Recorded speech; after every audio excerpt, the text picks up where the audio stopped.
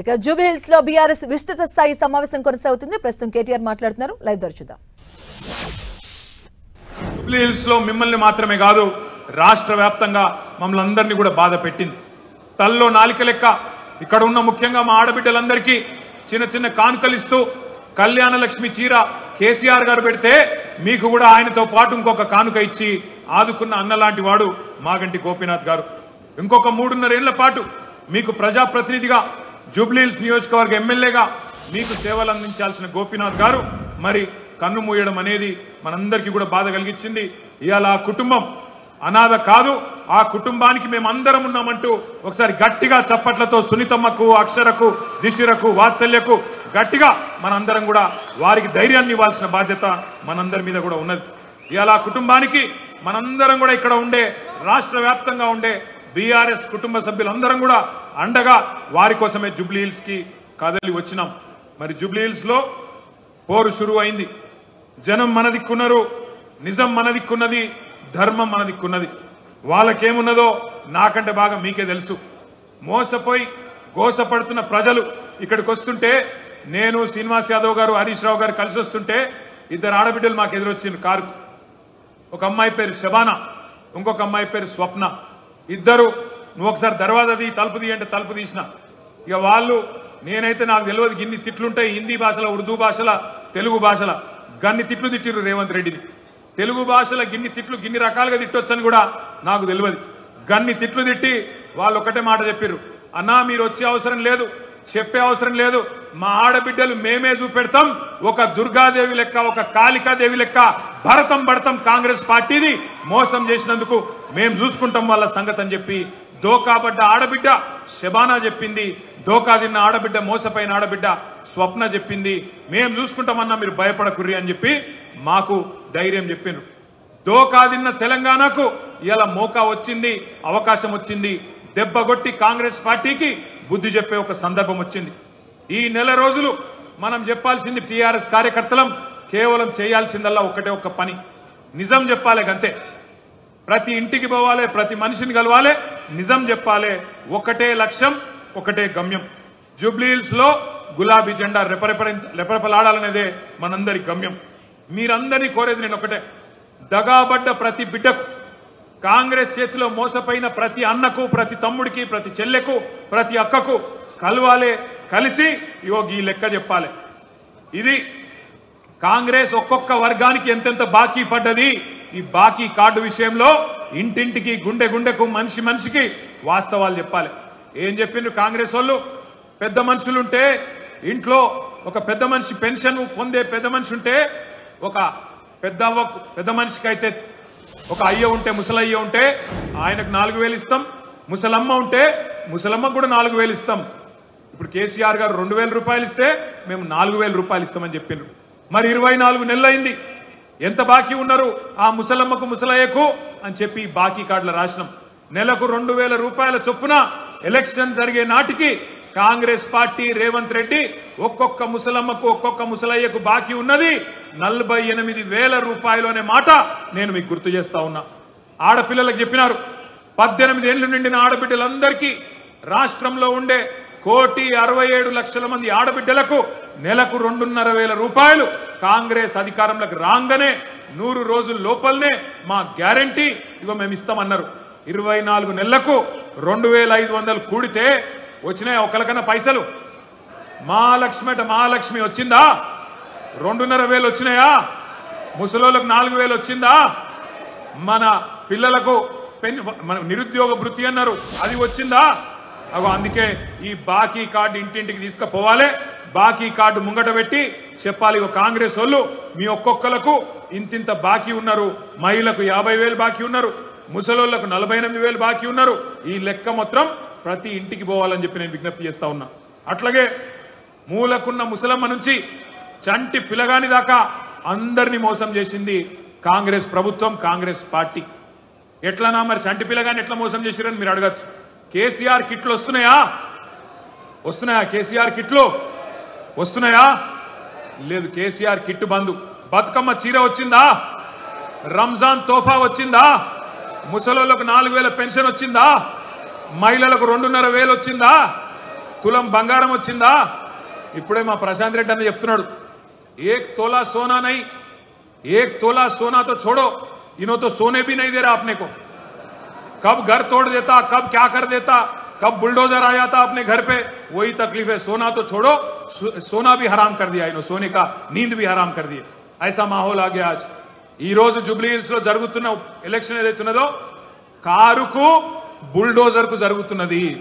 Car ఇక్కడ మాగంటి సునీతమ్మ రూపంలో మీ ముంగట్టున్నది, బుల్డోజరు కాంగ్రెస్ అభ్యర్థి రూపంలో మీ ముంగట్టున్నది. మరి మీ ఇంటికి రేపు ఎలక్షన్ తర్వాత కారు రావాలన్నా బుల్డోజర్ రావాలన్నా మీరే ఆలోచన చేసుకోండి. మరి కారు రావాలంటే బ్రహ్మాండంగా కేసీఆర్ పెట్టిన అభ్యర్థి గెలవాలి, గోపన్న ఆశయాలు నెరవేరాలంటే మాగంటి సునీతమ్మ గెలవాలి. ఇక మరి కాదు మా ఇల్లు కూలగొట్టేందుకు మేమే లైసెన్స్ ఇస్తాం, వాడు హైడ్రా వాడు రావాలి, వాడు వచ్చి ఇల్లు కూలగొట్టాలి అంటే మరి ఈ శివమ్మ పాపిరెడ్డి నగర్ గాని, ఎస్పీఆర్ హిల్స్ గాని, రేమత్ నగర్ గాని, బోరబండ గాని, యూసఫ్గూడ గాని, షేక్పేట్ల గాని బస్తీలలో ఉండే మా ఆడబిడ్డలు యాద పెట్టుకోవాలి. మోసపోతే గోసపడతారు. ఇలా రాష్ట్రం అంతా బాధపడుతున్నారు రైతులు, రాష్ట్రం అంతా బాధపడుతున్నారు మహిళలు. వాళ్ళందరూ చూస్తున్నది జూబ్లీ హిల్స్ దిక్కే చూస్తున్నారు. మీరు జూబ్లీ హిల్స్ గట్టిగా కడుపులకెళ్ళి గుద్దితే రాష్ట్రంలో ప్రతి మహిళకు 2,500 రూపాయలు వస్తాయి. మీరు కడుపులకెళ్ళి కాంగ్రెస్ గట్టిగా గుద్దితే ప్రతి ముసలవ్వకు ప్రతి ముసలయ్యకు 4,000 రూపాయల పెన్షన్ వస్తుంది. అందుకే రాష్ట్రం అంతటా మీ దిక్కు చూస్తున్నారు. జూబ్లీ హిల్స్ ఏం తీర్పిస్తుంది, మోసకారి కాంగ్రెస్ కు బుద్ధి చెప్తుందా లేదా అని మీ దిక్కే చూస్తా ఉన్నారు. ఉద్యోగాల కోసం మోసపోయిన మా తమ్ముళ్ళు మహిళలకు 2,500 రూపాయలు వస్తాయి. మీరు కడుపులకెళ్ళి కాంగ్రెస్ ను గట్టిగా గుద్దితే ప్రతి ముసలవ్వకు ప్రతి ముసలయ్యకు 4,000 రూపాయల పెన్షన్ వస్తుంది. అందుకే రాష్ట్రం అంతటా మీ దిక్కు చూస్తున్నారు.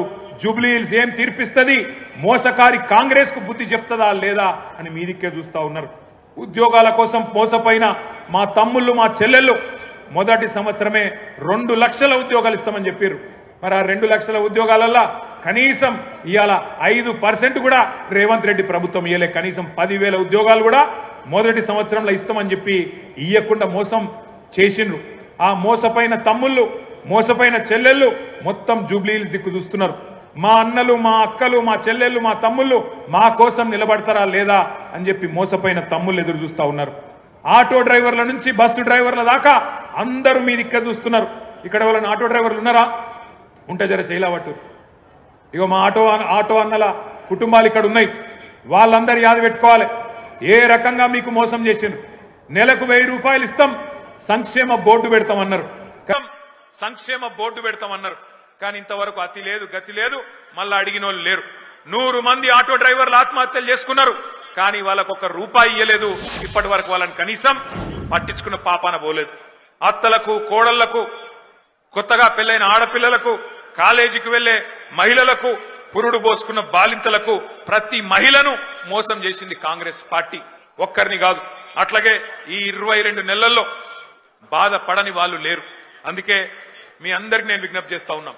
అందరం ఈ వేదిక మీద కూర్చున్నా మీ అన్నదమ్ములుగా కోరుతా ఉన్నాం. నెల రోజుల పాటు కష్టపడదాం, గట్టిగా తనలాడదాం. ఎట్లున్నది కాంగ్రెస్ పరిస్థితి అంటే మన హైదరాబాద్ లో చెప్తారు. హైదరాబాద్ లో ఎవడో నెక్క తక్కువ మాట్లాడితే ఏమంటారు?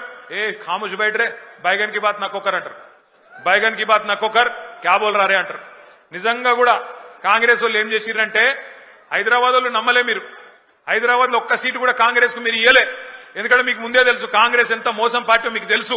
అందుకే హైదరాబాద్ లో ఒక్క సీటు కూడా ఇవ్వకుండా మొత్తం అన్ని సీట్లను కేసీఆర్ కి అప్పచెప్పి కేసీఆర్ నాయకత్వంలోనే ఈ రాష్ట్రం ముంగట్టుకోవాలి, హైదరాబాద్ ముంగట్టుకోవాలని చెప్పి మీరు తీర్పిచ్చారు. కానీ ఊర్లల్లా ఈ బైగన్ కే బాతని కొంతమంది నమ్మినరు, ఈ బైగన్ గాలని కొంతమంది నమ్మి మోసపోయినరు. ఇలా మోసపోయిన వాళ్ళు మీకంటే ఎక్కువ ఊళ్ళల్లో తిరుగుతున్నారు. మీరు చూస్తున్నారు, యూట్యూబ్లలో తిరుగుతున్నాయి, వాట్సాప్లలో తిరుగుతున్నాయి. ఈ బైగన్ కే బాతే అంటే ఎట్లుంటాయంటే ఇప్పుడు నేను చెప్పిన చూడు, రేవంత్ రెడ్డి చెప్పిన మాటలు 4,000 ఇస్తా, 6,000 ఇస్తా, కేసీఆర్ 10,000 ఇస్తానని 15,000 ఇస్తా, ఇండ్లు కట్టిస్తా అన్నాడు. ఇందిరమ్మ రాజ్యం అంటే ఇల్లు గులగొట్టుడేనా? ఇందిరమ్మ రాజ్యం అంటే నువ్వు వచ్చినాక హైదరాబాద్ లో కొత్తగా ఒక్క ఇటుక పెట్టింది లేదు, ఒక్క ఇల్లు కట్టింది లేదు, కొత్తగా ఒక రోడ్ వేసింది లేదు, ఒక్క బ్రిడ్జ్ కట్టింది లేదు. కానీ ఎన్ని ఇండ్లు గులగొట్టినావు?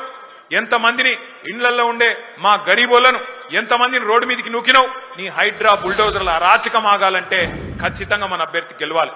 ఇవాళ జరుగుతున్న ఈ పోరాటం ఏదైతున్నదో తెలంగాణలో ఉన్న గరీబులకు తెలంగాణని ఇవాళ గద్దల్లాగా తన్నుక తింటున్న కాంగ్రెస్ వాళ్లకు మధ్యనే జరుగుతా ఉన్నది. మీరు దయచేసి నేను కోరుతా ఉన్నా, ఈ బాకీ కార్డు ఏదైతున్నదో ఇంటింటికి తీసుకొని పోవాలి. తప్పకుండా జూబ్లీ హిల్స్ లో కాంగ్రెస్ ను ఓడగొడితేనే 6 గ్యారంటీలు అమలైతాయి. తప్పకుండా కాంగ్రెస్ ను ఈడ్చి కొడితేనే, కళ్ళు బైర్లు గమ్మేటట్టు కొడితేనే హామీలు పొర్లుకుంటా మీ ఇంటికి వస్తాయి. లేకపోతే ఇంతకుముందు అన్న చెప్పినట్టు మరి మీరు ఏమి ఇయ్యకపోయినా మాకే ఓటేసిండ్రు కదా, ఎందుకు ఇయ్యాలి అనే మాట రేవంత్ రెడ్డి మాట్లాడే పరిస్థితి వస్తుంది.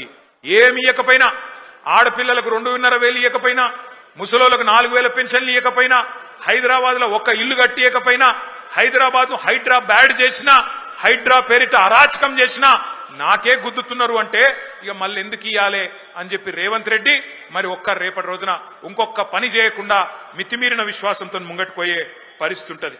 దయచేసి మిమ్మల్ని మేము కోరేదల్లా ఒక్కటే, ఈ నెల రోజులు గట్టిగా కొట్లాడదాం. మీరు చూస్తున్నారు ఎట్లున్నది కాంగ్రెస్ ప్రభుత్వ పరిస్థితి. ఒక్కటంటే ఒక్క పని కొత్తది చేసింది లేదు. మీదికెళ్ళి ఎవరైనా పోతే గలీజ్ మాటలు మాట్లాడుతున్నాడు ముఖ్యమంత్రి. ఎవరిని చూడలే మనం ఇటువంటి ముఖ్యమంత్రిని. మీ అందరు ఇక్కడ ఉన్న వాళ్ళు చాలా మంది హైదరాబాద్ లో మీకు తెలుసు, ఎన్టీ రామారావు గారిని చూసినాం, చంద్రబాబు నాయుడు గారిని చూసినాం ముఖ్యమంత్రిగా, రాజశేఖర్ రెడ్డి గారిని చూసినాం, ఆ తర్వాత రోషయ్య గారిని చూసినాం, కిరణ్ కుమార్ రెడ్డి గారిని చూసినాం, తర్వాత కేసీఆర్ గారిని చూసినాం, ఇప్పుడు ఈయన చూస్తున్నాం. ఇంతమంది ముఖ్యమంత్రులు చూసిరు కానీ ఎవరన్నా ముఖ్యమంత్రికి ఇంత గలీజ్గా మాట్లాడిండా ఒక్కసారి యాద్ చేసుకోండి. ఏం మాట్లాడుతుండే ముఖ్యమంత్రి? ఎవరన్నా గట్టిగా మాట్లాడిరనుకో, ఏమాయా నువ్వు హామీలు ఇచ్చినావు నెరవేరుస్తలేవంటే ఏమంటుండు? నీ గుడ్లు వీకి గోటీలాడుతా, నీ పేగులు తీసుకొని మెడలేసుకుంటా. ఈ పేగులు మెడలేసుకుంటేది నాకు అర్థం కాదు. ఏమైనా బోటి కొట్టేటోనివా? ఏమిటిది నువ్వు ముఖ్యమంత్రివా? బోటి కొట్టేటోనివా? పేగులు మెడలేసుకుంటా. ఇంకా ఘోరం ఏందంటే ఈ ముఖ్యమంత్రి గారు ఏమయ్యా హామీలు ఎప్పుడు అమలు చేస్తావు చెప్పు రేవంత్ రెడ్డి అంటే, నేను లంకె బిందెలు ఉంటాయనుకొని వచ్చినా లంకె బిందెలు లేవు అంటుండు. ఎవరు తిరుగుతారమ్మా లంకె బిందెల కోసం? అర్ధరాత్రి తువ్వాల కప్పుకొని తట్టపార పట్టుకొని ఎవడు తిరుగుతాడు? ఎవరు గాళ్ళు ఎవరో తిరుగుతారట, దొంగలు పాకెట్ మార్గాలు. ఒక గసంట ఆయన ఇయ్యాల మన కర్మ ముఖ్యమంత్రి అయ్యిండు. ఎంత ఘోరం అంటే, ఎంత అన్యాయం అంటే, ఎన్నడూ ఇంత దివాలాకోరు మాటలు ఏ ముఖ్యమంత్రి కూడా మాట్లాడలే. నేను ఢిల్లీకి పోతే నాకు అపాయింట్మెంట్లు ఇస్తలేరు, నన్ను దొంగలెక్క చూస్తుండ్రు. మరి దొంగలెక్క కాకపోతే ఎట్లా చూస్తారు నాకు అర్థం కాదు. నన్ను దొంగలెక్క చూస్తుండ్రు అని ముఖ్యమంత్రి చెప్తున్నాడు. దొంగలెక్క చూస్తుడే కాదట, నేను ఢిల్లీకి పోతే అపాయింట్మెంట్లు ఇస్తలేరు, ఎక్కడ చెప్పులు ఎక్కపోతాడేమో అని చెప్పి నన్ను కలవలిస్తారేరా అంటుండు. గిసొంటోడు మన ముఖ్యమంత్రి. అందుకే నేను మీకు దండం పెట్టి చెప్పేది జూబ్లీ హిల్స్ లో ఉండే మా అన్నదమ్ములకు, కాంగ్रेस को एक सबक सिखाने का जबरदस्त मौका आज जुबली हिल्स के जनता के पास, हमारे भाइयों के पास, बहनों के पास है. आप याद रखिए, आज तारीख में ऐसी कोई रियासत नहीं थी जिसमें आपका कोई भाई वजीर नहीं था कांग्रेस के हुकूमत में, पर आज पहली बार तेलंगाना में ऐसी हुकूमत है जहां ना कोई एक एमएलए है, एक एमएलसी है मुसलमान, वरना एक कोई वजीर है. ఇంకొక మాట, పోయినసారి ఇక్కడ అజారుద్దీన్ గారు పోటీ చేసిన మీ అందరికి తెలుసు, ముఖ్యమంత్రికి కూడా తెలుసు. అజారుద్దీన్ గారు మరి మళ్ళా టికెట్ అడుగుతాడేమో అని చెప్పి ఏం చేసిండు ఈసారి, ఆయనకి ఏదో ఎమ్మెల్సీ ఇస్తున్నా అని చెప్పి ఒక కాగితం ఏదో తయారు చేసి ఆయన ముఖాన కొట్టిండు, ఆయనను కట్టుకొట్టిండు, బక్రా చేసిండు. ముఖ్యమంత్రికి కూడా తెలుసు అది నిల్వది, అజారుద్దీన్ కి ఇచ్చే ఎమ్మెల్సీ కోర్టులో నిలబడది, కోర్టులో ఆల్రెడీ కేసు నడుస్తున్నది. అట్లాగే పక్కన షేక్పేట్ల ఖబరస్థాన్ కు జాగా ఇచ్చినా అన్నాడు, అక్కడ పోతే అది నిలబడది కోర్టులో అని తెలుసు, ఆర్మీ వాళ్ళు వచ్చి వాళ్ళు నిలగొట్టిరు అక్కడ. అట్లాగే 42% రిజర్వేషన్ అంటాడు, అది కూడా కోర్టులో నిలబడదని తెలుసు.